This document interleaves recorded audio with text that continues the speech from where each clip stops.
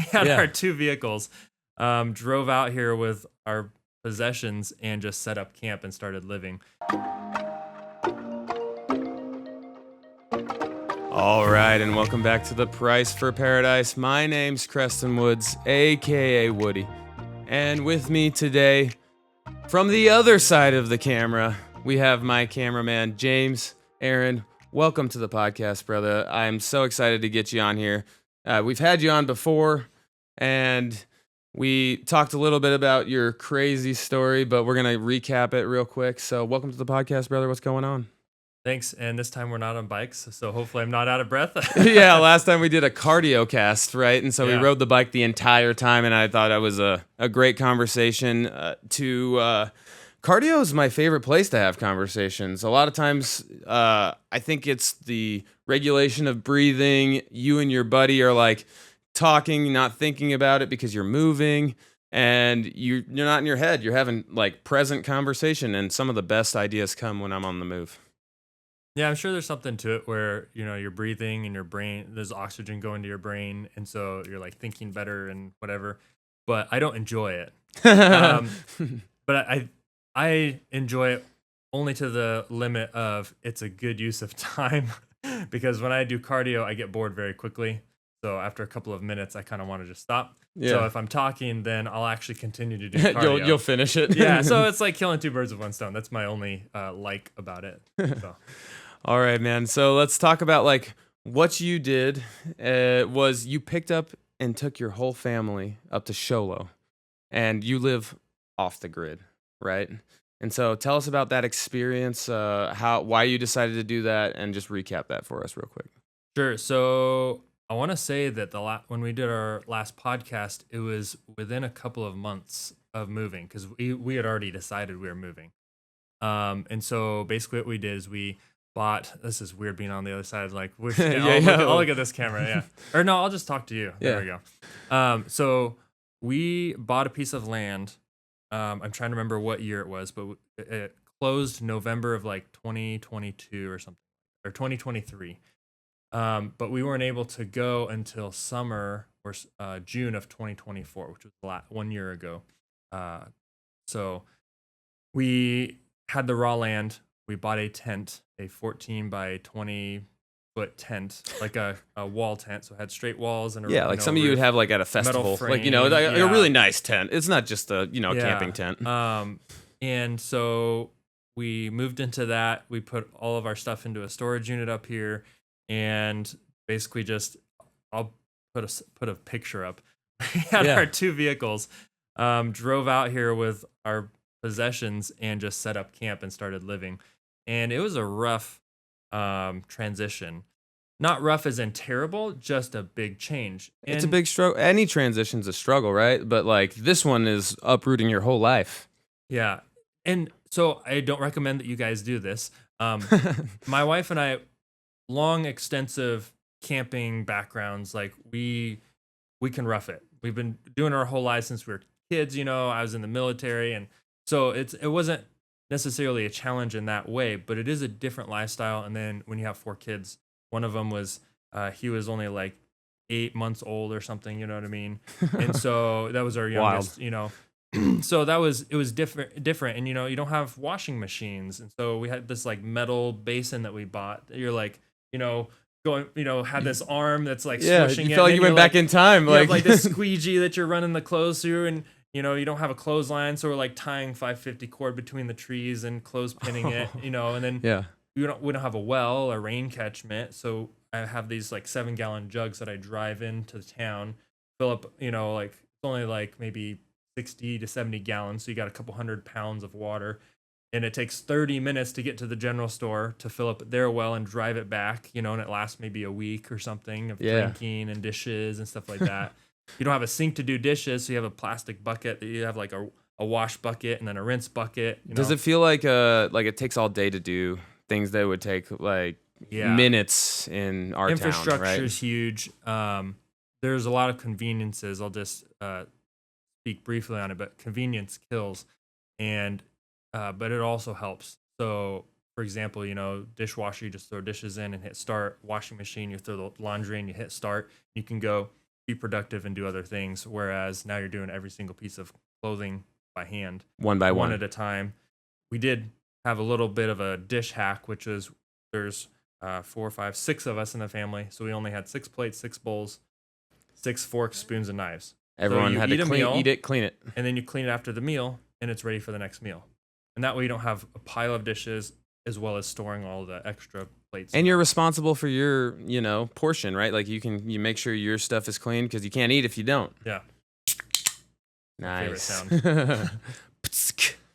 So it was definitely a challenge and interesting. A week later, I built a wood deck, got 2x6s and OSB, built a deck to put the tent on. That was helpful because then you have a hard floor and the dust isn't coming in as much. And then June, July, August, about 2 months later, called up my father-in-law. My father-in-law is a building contractor. We're like, hey, so that $30,000 building that house we wanted to build. So long story short, I lost about 90% of my income a week before we moved. So we had plans. I had this layout, like, okay, if my income stays this way and keep doing whatever, saving this much, because we cut our living expenses more than in half moving out there. You don't have rent for starters. Yeah, it's your land. You don't have utilities, all these things. So when that income went out the window, I was like, well, we've already decided we still got to move out there. Well, a month in, called my father-in-law. I was like, hey, what can we build for this much? And it was like the last of our savings. And so it ended up being a 14 by 32 foot shed or cabin, shed conversion or whatever. So that was a huge change. We were out of the elements, and over time we were able to insulate it and put a wood stove in and all those types of things. So now it's more of a house, but there's still no running water, you don't have any public utilities. So. And along the way, you did, since you are, a camera guy and you are like someone who makes like content and films and does all these things, you started your own like mini episode TV show. Oh yeah. Okay. So that actually happened more recently. I have a business called Millennialman Actual, and it's kind of a play on words with Minutemen from the founding of our country. But because I feel like millennials can, will, and should have a huge impact in our country. By the time that we're in our 40s, 50s, and have more of an influential role, maybe leadership position, I hope that things turn around because they don't look great right now. And so I wanted to kind of do my part. I don't ever plan to run for a political office or anything like that. But especially having 4 kids, time's a little bit limited. So I want to do what I can, which is basically just share my knowledge and experience with what I've learned over the years or whatever. And I started this business because I wanted to try to have something to do as well as a source of income that involved all the things that I enjoy. So fitness, I'll never give up fitness. Firearms, I love firearms, the science, the art, the entertainment, everything. Crypto, and then I don't know why I'm blanking on the last. Preparedness. I joke that I was a prepper since I was a kid because as a kid I would always stuff food in my pockets because I never wanted to be without food or go hungry. And when you really think about it, that's kind of what preppers do. They always make sure they have like food and supplies, you know what I mean? You're on top of like all your survival stuff. Gotta make sure I get the doses right. Just like scooping away. I don't even know. Okay. And so those are the things that I started teaching. And along with it, when I went to film school, which I only went for 1 year, and I didn't get a certificate or a degree or anything because, I had 2 kids at the time. Mm-hmm. And I was like, I can't work and go to school full time. Yeah. Like on campus.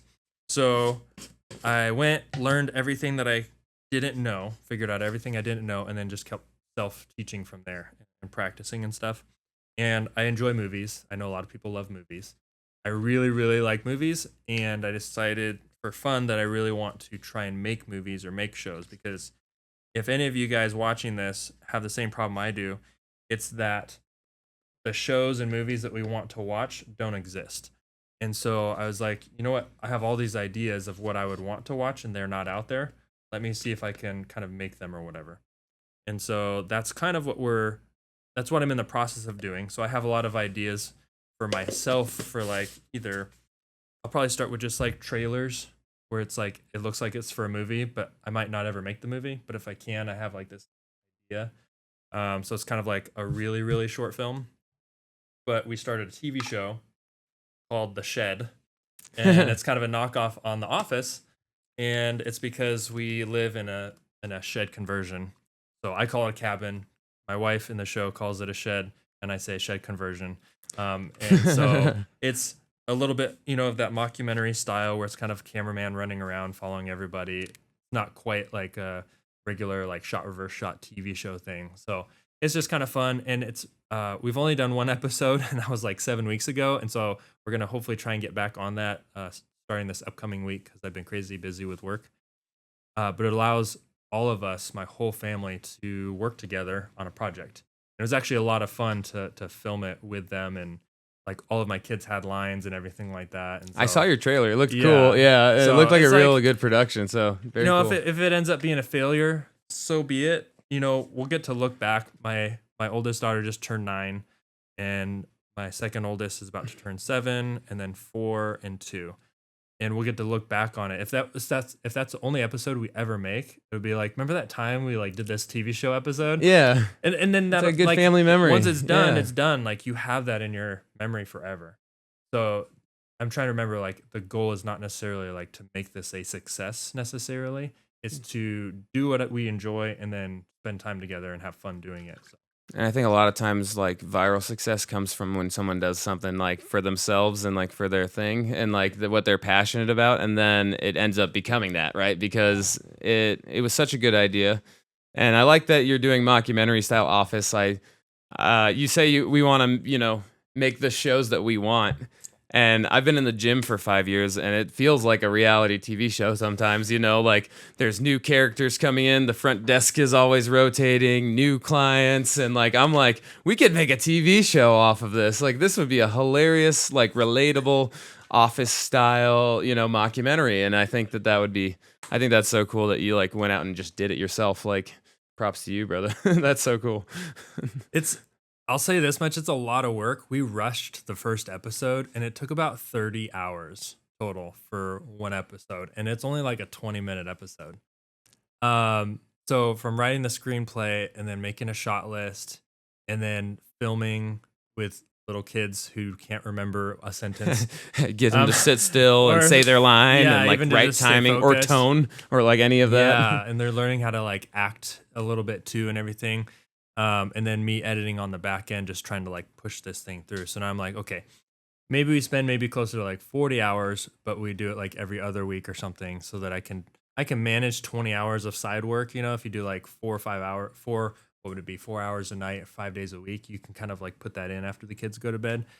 My goal and hope is that this becomes a side income that's a little bit more passive and long-term. Once the show's made, think about any movie or show that exists now, it's forever.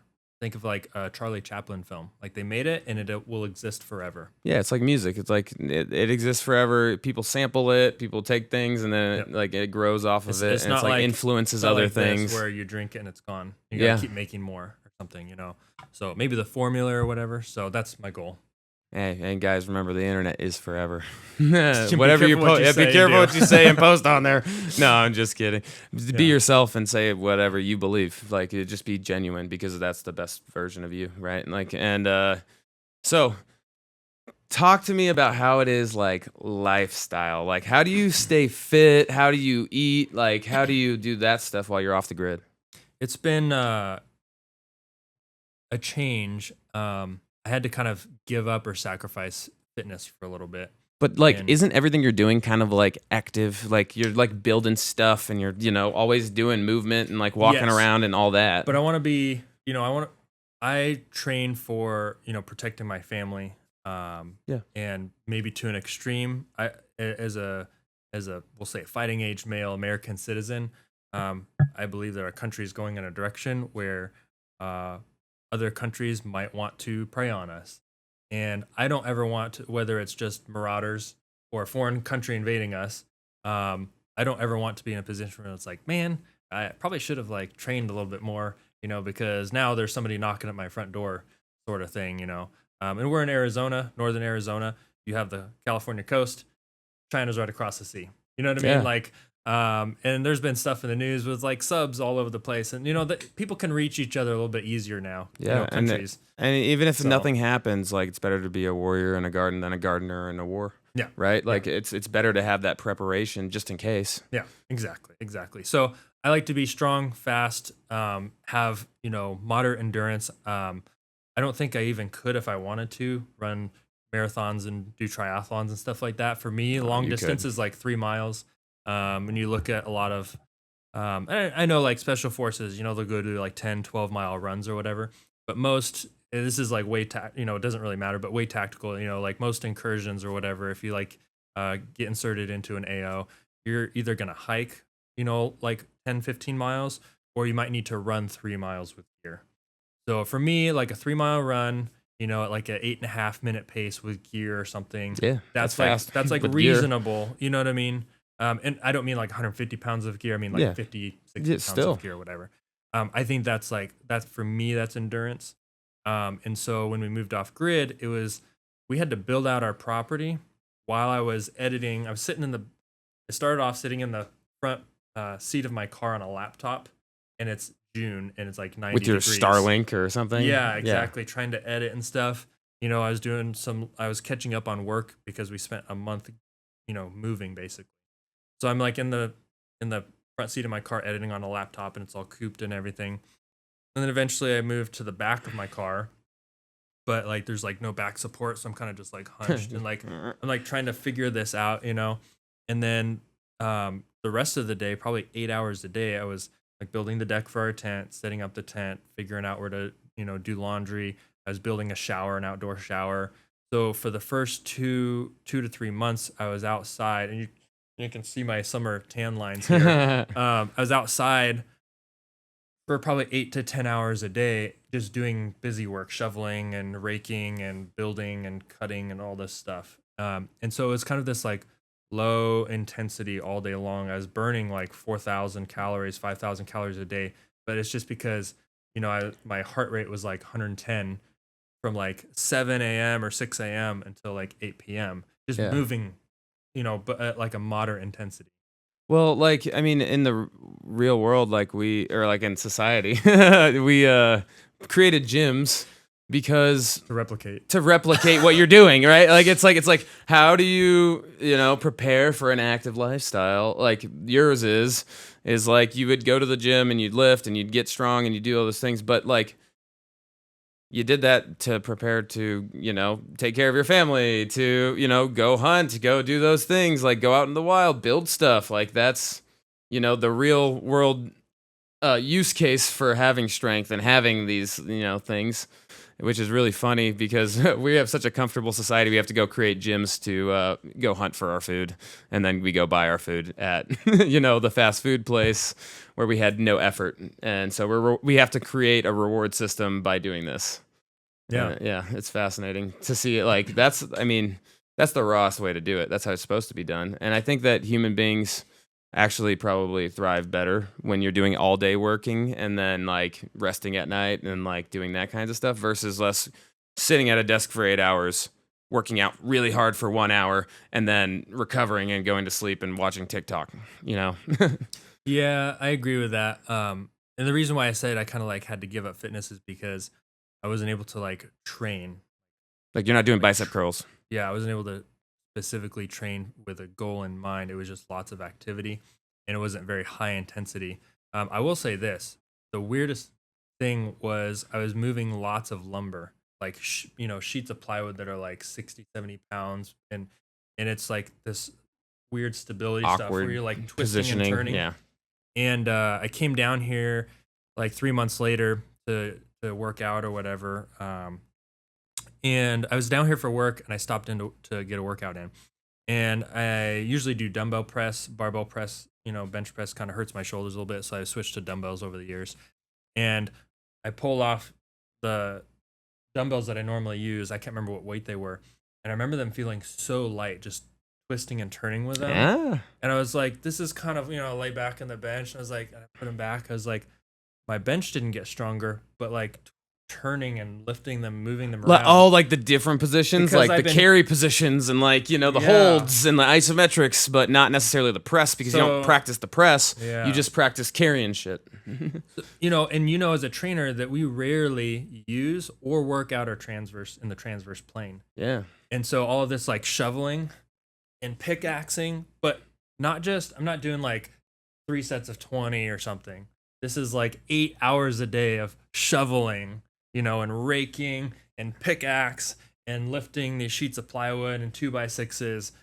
Those like high reps and pretty, moderate load over months. And all of a sudden I'm like, whoa, just kind of like whip these dumbbells around. So you might be actually like, not from maybe a hypertrophy stance, you didn't grow, but you probably got a lot stronger in core and stability and movement patterns, and like you're probably more like functional of a human being, right? It blew my mind. I was like, oh, okay, that makes sense. This is what I don't train in the gym. It's a little bit difficult too. Like, how do you replicate shoveling or a pickaxe? You can do like sledgehammers and stuff, which I'd recommend now.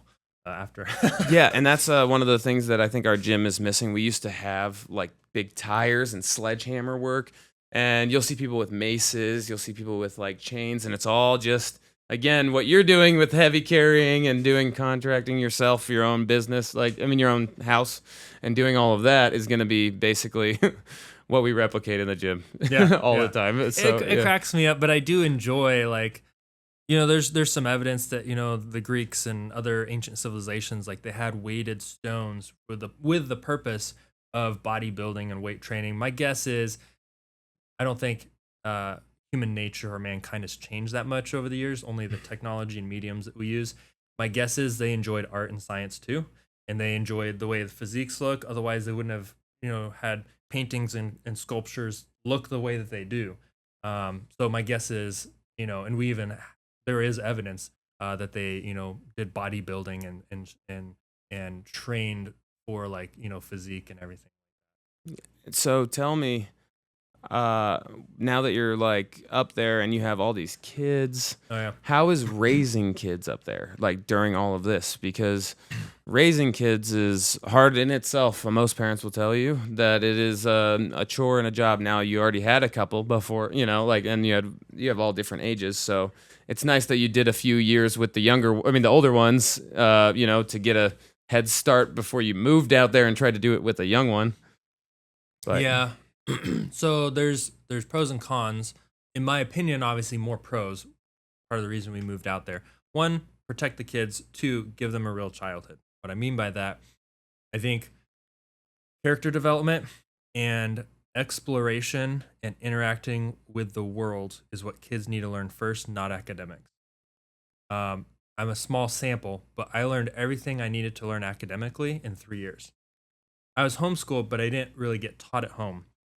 Then I went to high school, end of my 9th grade year, learned everything I needed to learn in 3 and a third year, and then went off to college. And it was rough those 3 years. I wouldn't recommend waiting that long. Yeah. But I excelled in college and had no problem with it based off of what I got crammed into in those 3 years.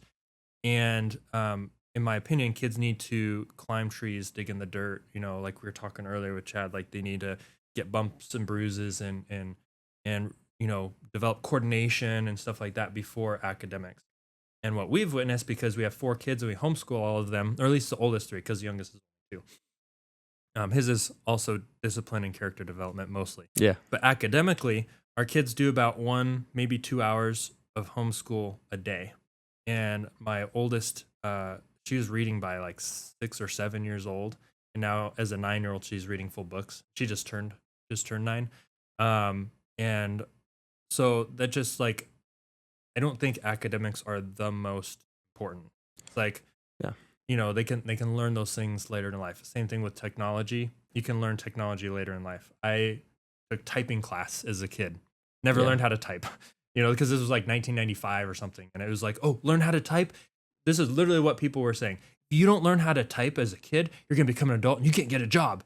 Like, that's how they were treating it, with computers coming about and stuff. I felt the same way. I felt like I was going to be left behind because I poke like this with my fingers. But guess what? AOL Instant Messenger, type all of your homeschool friends when you're supposed to be doing homework. And then 2007, I think, Facebook went, public.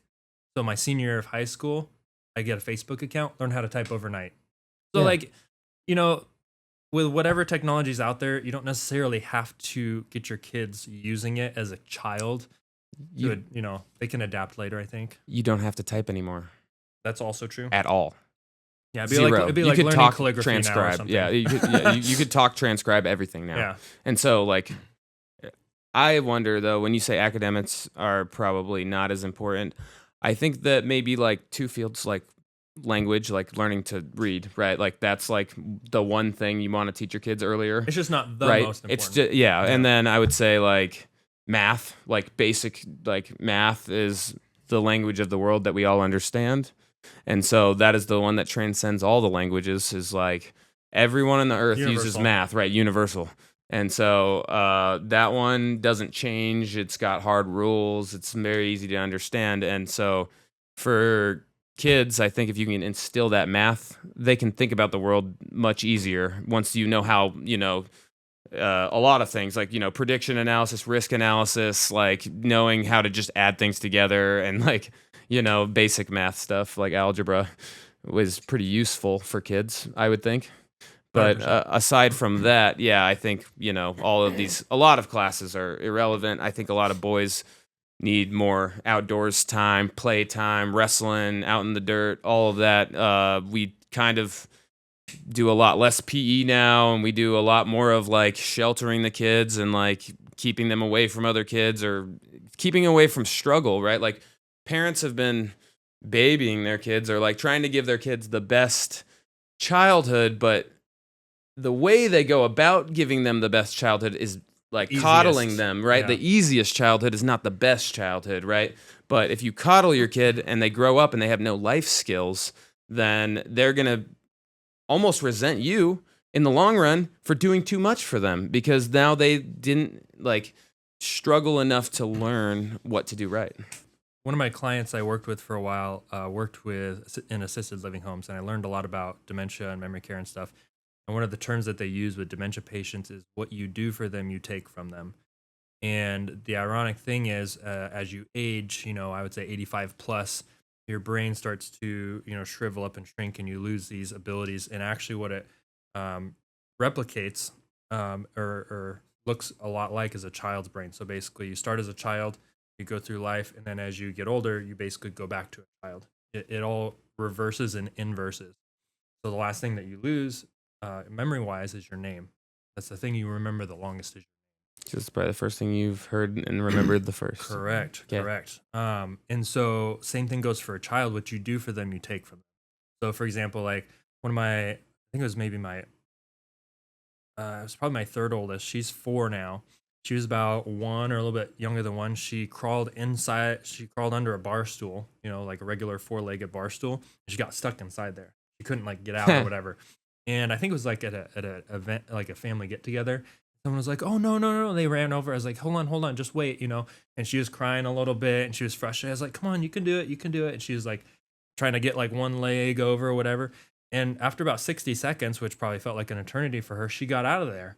And when she got out, she was like so proud of herself as like this 1-year-old who overcame this in her view, this massive obstacle. Yeah. Now she's like one of our most resilient kids, and we did this for all of our kids, obviously. Like, you got to know like what level to help them and how long to wait. Don't leave it there overnight and go to bed. Don't put them in. Don't put them in danger. Like like that. I get that. Like, but there is like letting them struggle is good. Yeah, because they're problem solving and they're also knowing if you're there, they're knowing what's a safe boundary and what's not a safe boundary and all that kind of stuff. I think struggle in life is inevitable. But you can either choose your struggle or you can let your struggle choose you. So like you can either go to the gym or you cannot. but then you're going to get overweight, unhealthy. You're going to have to deal with all of the back end struggle. Being in shape is hard, and being overweight and fat is hard. Yeah, So choose your hard. Yeah, there it is. And it goes with a lot of things. Yeah, no. Being, poor is difficult. Being rich is difficult. Yeah, and like going back to like you can't do everything for people. Like if I have a client in the gym and I'm showing them how to do something and I lift the weights, are they going to get any bigger? No. They have to go do the thing. Like now I have to let them struggle and fail, and then actually failure equals growth, right? And so we're actually pushing to fail faster. And that's like, how do we get closer to failing and pushing that limit over and over and over again? But a lot of people just want you to lift the weights for Magic them, pills. and Everyone then wants I magic get pills. jacked, right? Yeah, no way. It's just not how the world works. And so you can either run from struggle or you can lean into struggle. And I think it's a better reality to lean in. You can tell me your experience as well as opinion. I think there's way more reward in once you've overcome the struggle Oh, yeah. versus just obtaining the end result or whatever. Oh, you feel accomplished, right? Like there's like this like I put in effort and then I made this outcome or influenced this outcome or whatever. yeah, basically you've earned it. Yeah. And it's a reward pathway, and our brains work on reward pathways, guys. But a lot of times in our society, we reward ourselves before we do any of the work, right? And so if you eat fast food, it feels like a reward. It feels so good. It tastes good. Like I know people say McDonald's doesn't taste good. It tastes good, and it's a high dopamine spike, and it feels good, and but if you didn't go hunt or create a simulated hunt by going to the gym or like do the work, then we just keep rewarding ourselves over and over and over, and we feel emptier the more we reward ourselves, and the less the reward becomes like good for us, right? But then if you put in all this effort, you struggled, like you felt the negative, that rebound goes way more positive. Like you definitely feel like way more accomplished. You feel way more just able-bodied to do things in life if you put in the work first, then reward yourself later. Yeah, and that's a good point. I always tell people when I was a trainer, I would tell them like, hey, part of the purpose of like seeing what your like 1 rep max deadlift is or whatever is when you know that number, you know what you can go around in life and pick up. Yeah. Like it's a gauge where you know like I am capable or incapable of this, weight or size or whatever, It gives moving. you a realistic reality. Yeah. It makes you aware. Yeah. Right? And awareness is the first step to change. So if you want to change anything, figure out what you need to change and how you can change it. But it's awareness that starts it all. Yeah. So now we have a gym up on our property. It only Yeah? took a year. Let's go. So obviously it's not worth driving 45, 50 minutes into town to do a workout. So back when I was a trainer, I was training out of my house, and we got a squat rack and a bunch of dumbbells and all this stuff. Well, at one point in our life, things made a big turn and we couldn't keep them. So I gave them to my dad. Well, life changed for him in the last year in a different way. He's been using them over the years. He had them in his downstairs living room, and he was like, hey, do you need these by chance? And I was like, yes, I do. Yeah. He's like, okay, you can have them. So I took apart the squat rack and brought all the dumbbells and barbells up to our property. Heck So yeah. now we've got a squat rack. We can squat, bench, deadlift, and then I've got dumbbells from 5 pounds up to 30 pounds in sets of 2. We got a single 50, and I've just been kind of accumulating these at auction. We use a local one here, and it's great. I've got massage guns for like $3, dumbbells for like half the retail value. I got an Olympic barbell for like $25. What if the listeners want to use this, dude? You can't. Okay, it's called Nellis Auction. That's what I'm talking about. You got to promote everyone. Come on. Yeah. And I got those leg massage things, for like $40. And my wife and I use them like once or twice a week. We'll sit down, we'll put all the leg things on, hit start, and then we'll like start a movie. And we'll just sit there and eat, salted popcorn and watch a movie. And get a little relax on. Exactly. Yeah. You have your own little mini wellness center. It's so awesome. So, but yeah, now I can actually, and we have a bench, that does like decline up to incline and everything. So we can do I love variety. I get bored very easily. So variety keeps my mind happy. Yeah. So when it comes to exercises, my one problem though is I can not stick to a workout. Like and too much variety. I'll just start, I'm like, because I like variety, I'm like, now I'm just going to do all the possible exercises. And then like 40 sets later, I'm like, man, I'm exhausted.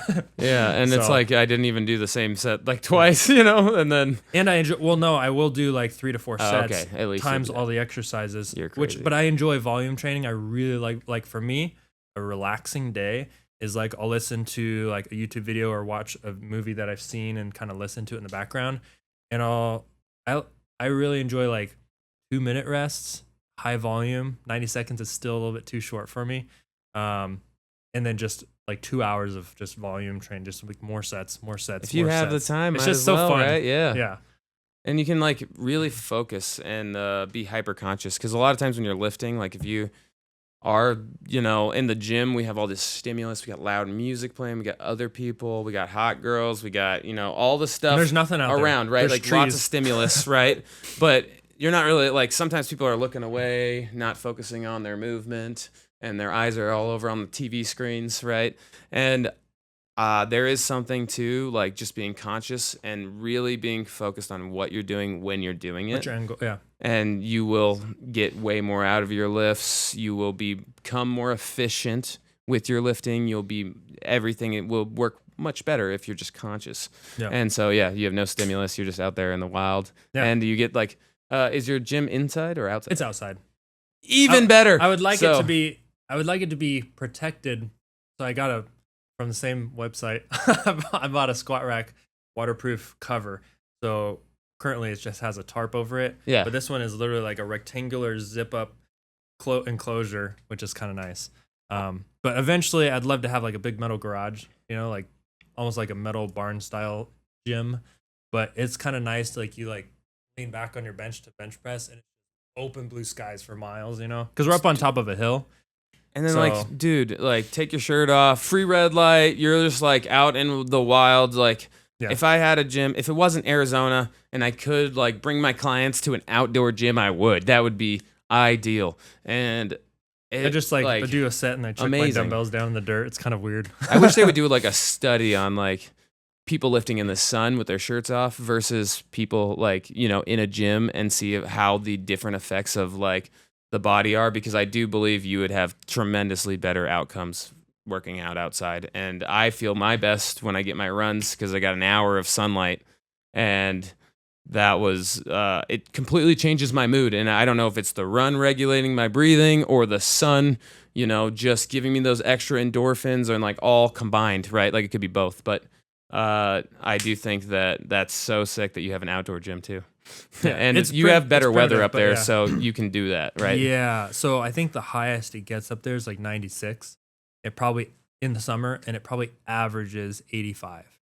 Yeah. I can do that. And also, guys, we don't have air conditioning. We don't have a heater. We have a wood stove, which is excellent. Yeah. Especially because it's only 450 square feet. But no AC. We just open up the windows and we get a breeze coming through. They have because good we're up airflow, right? Yeah, it has really good airflow. Not the loft, but that's in the peak. I got vents for the kids. Yeah, being outside, and then we live up on a hill. So now, because I don't like long, endurance stuff, I'll just run down the hill and run back up the hill. So recently what I've been doing is I've been trying to shorten my hill sprint time.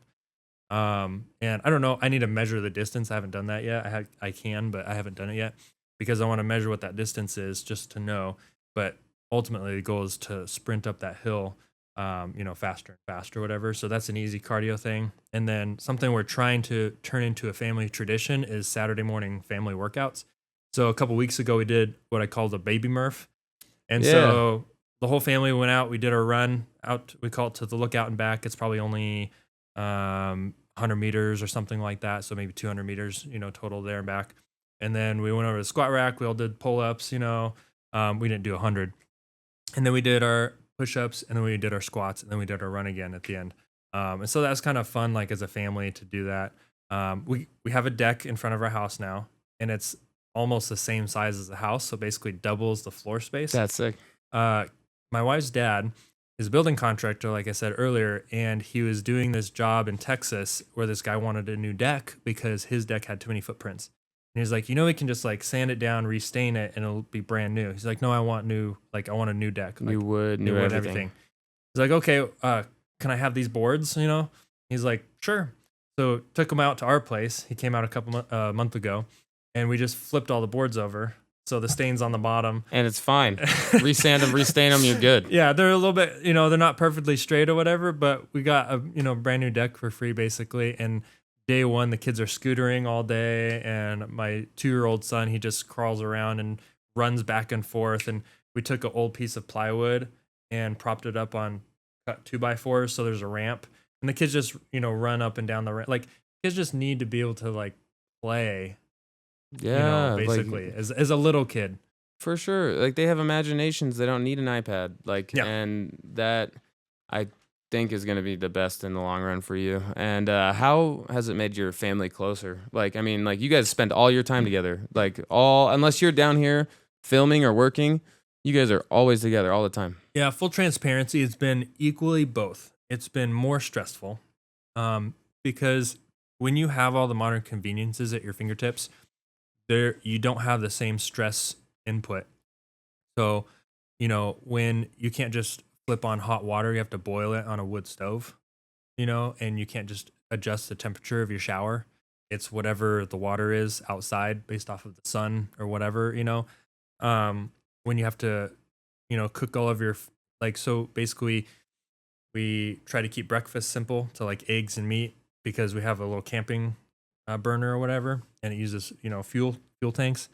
And then we'll make lunches that are like cold lunches, so we're not cooking anything. And then dinner is usually like a, rice, chicken, broccoli sort of thing, right? So there's a lot of just more work and stress. You're in tight quarters, and so there is that, like, it feels more, you're close because it's like loft, bedroom, living room, kitchen.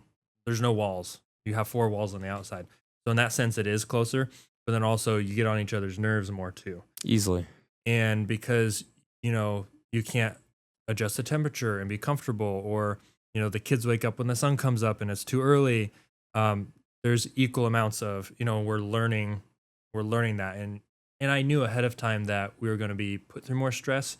It's been good because we've learned a lot about, ourselves, both as parents with our kids and then spouses with each other, on, these pain points that we have to kind of overcome and work through and know how to manage.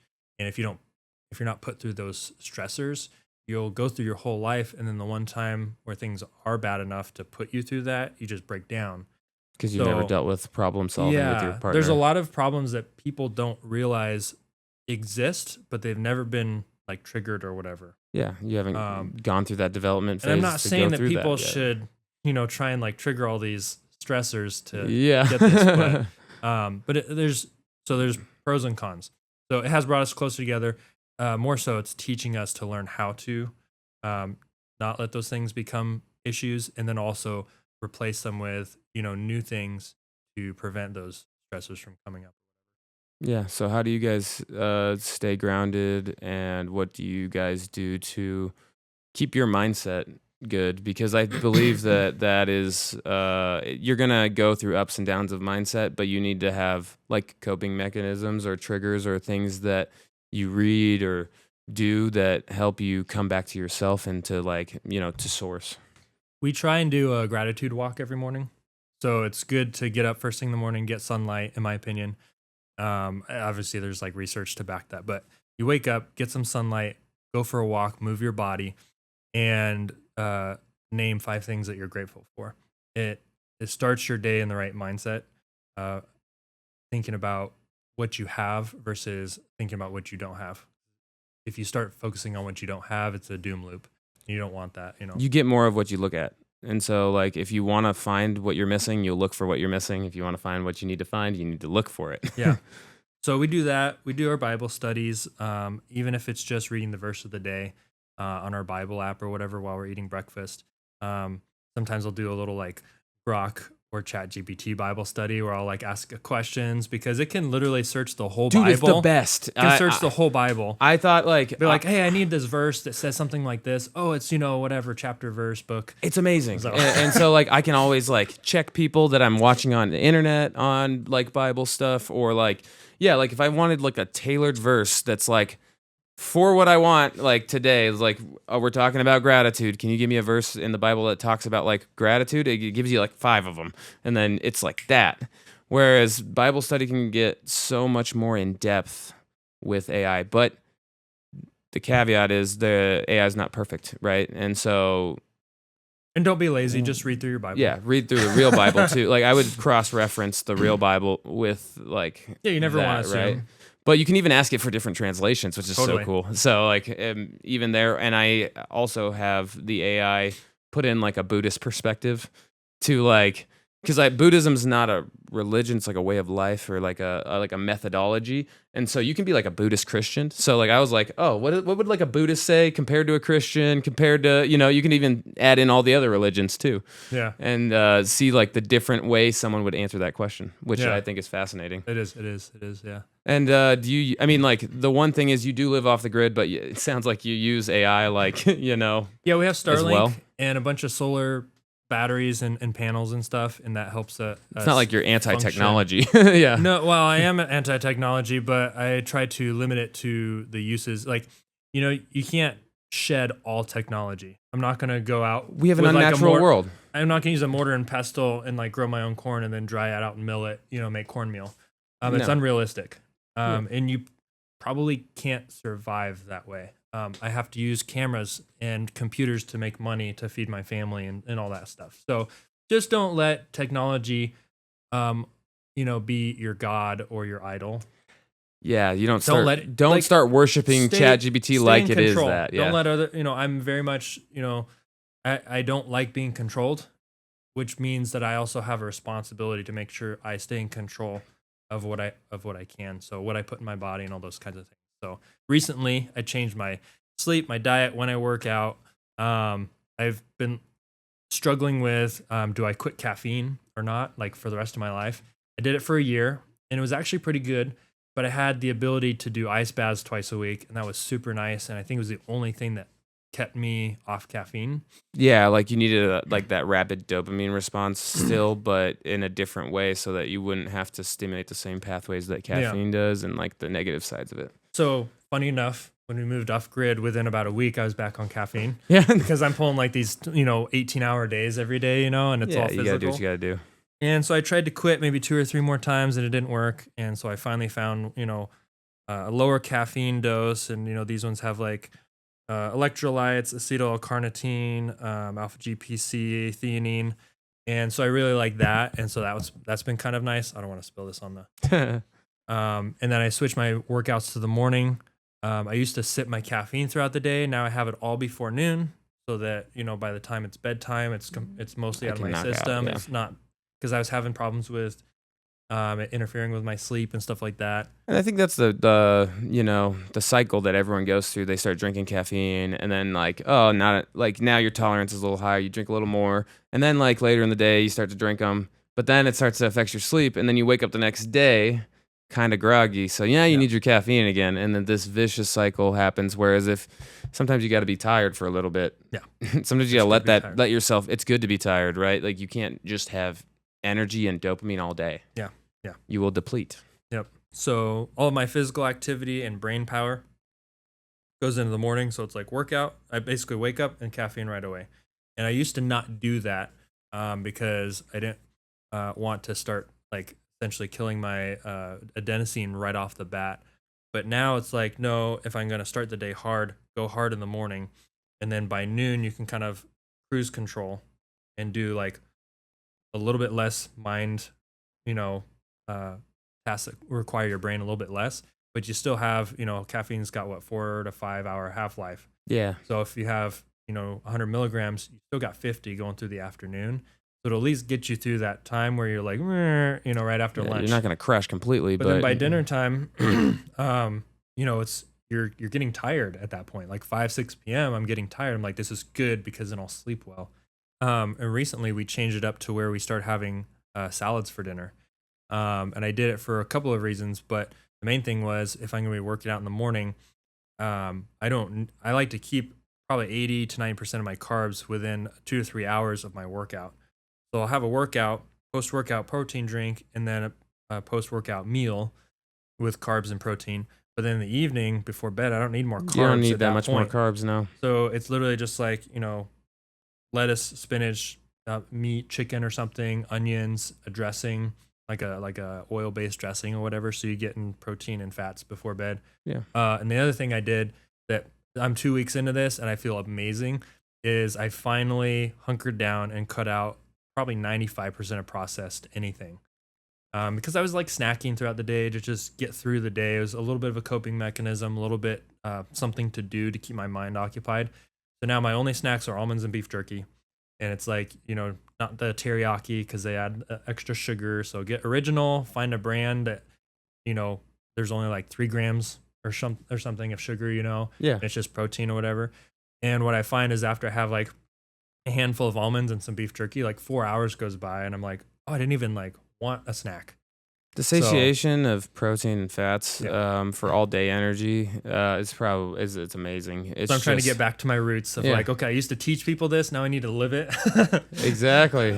So I'm super happy about that because, everything, I feel better and I'm, the fat's burning off and I'm like feeling like I'm keeping the muscle a little bit, better and everything. So, so I'm only 2 weeks in. I really want to like get back in shape as I get older because I'm coming up on 37 and I'm starting to feel like an old man. You're so old. Yeah, whatever. I know, it's all relative, Yeah. right? But I've definitely... The last guy was 46, so, So I definitely, feel things slowing down and I get aches and pains easier and all that stuff. So I just want to prolong, I'm going for the longevity thing now.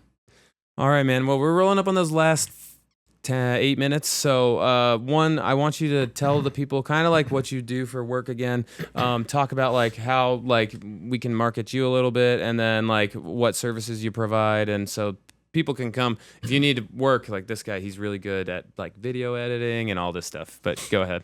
Yeah, I would say my main source of income right now is photo and video production. That's everything from commercial to wedding videos to social media content, website content. I even build websites now.